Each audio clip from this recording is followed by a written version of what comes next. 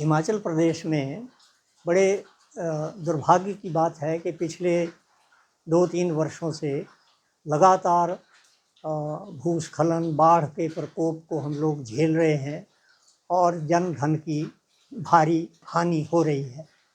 इस वर्ष चंबा से लेकर सिरमौर तक ऐसी घटनाएं शुरुआत बरसात में ही हो गई हैं और मंडी ज़िला में तो जो थुनाग जंजैड़ी का एरिया है उसमें बहुत ज़्यादा तबाही हुई है और उसको तो देख समझ कर भय लगने लग जाता है कि ऐसा पहाड़ों में कभी होता नहीं था।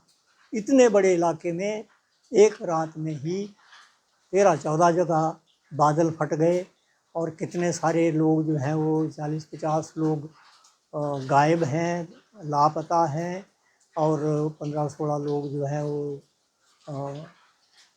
उनके दुखद मृत्यु हुई है। जो लापता हैं वो भी संभवतः मृत्यु का ग्रास बन गए होंगे। तो इतनी पिछले साल भी सैकड़ों लोग हिमाचल में मर गए थे। पिछले साल का जो इस आपदा राहत का काम है वो अभी तक भी पूरा हो नहीं सका है। इस साल नई जो है वो त्रासदी सामने आ गई और अभी तक तो बरसात सिर पर है। इस बात को लेके भय लगने लगा है। अतः हमारा सरकार से निवेदन है कि इस बात का वैज्ञानिक तौर पर अध्ययन करवाया जाए कि हमारे विकास में क्या क्या काम गलत हो रहे हैं और जलवायु परिवर्तन का भी जो प्रभाव हमारे इलाकों में पड़ रहा है, तो जहाँ जंगल भी हैं अच्छे और उसके बावजूद भी तबाही हुई है, ये जो जंजैड़ी का इलाका है, तो उसके पीछे क्या कारण रहा है, इतनी ज़्यादा बारिश एकदम क्यों हो रही है। तो इन सब चीज़ों का शोध किया जाना चाहिए और अपनी जो विकास की नीति है उसको बदला जाना चाहिए।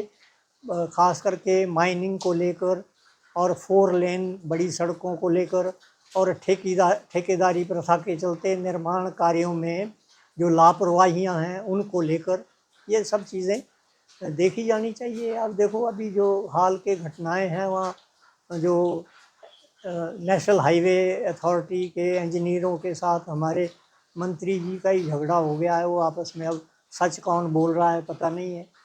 तो लेकिन ऐसी स्थितियां आ रही हैं तो और उसके साथ ये तबाहियां भी हो रही हैं, तो काफ़ी ध्यान से इस चीज़ को देखना पड़ेगा। केंद्रीय जो मंत्री हैं हमारे सड़क निर्माण गडकरी जी, उनको भी इस चीज़ पे ध्यान देना चाहिए और केंद्र सरकार को हिमालय के लिए विकास की एक विशेष नीति बनानी पड़ेगी जिससे कि यहाँ आपदाएं ना आएँ और यहाँ का पर्यावरण सुरक्षित रहे, ग्लोबल वार्मिंग जो है वो यहाँ के गलत कामों की वजह से ना बढ़े।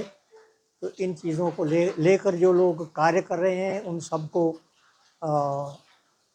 धन्यवाद देते हुए सरकार से भी ये निवेदन है कि इस पूरी जो घटनाक्रम है उसको लेकर एक पूरा शोध कार्य करके एक रिपोर्ट, एक वाइट पेपर जारी किया जाना चाहिए। धन्यवाद।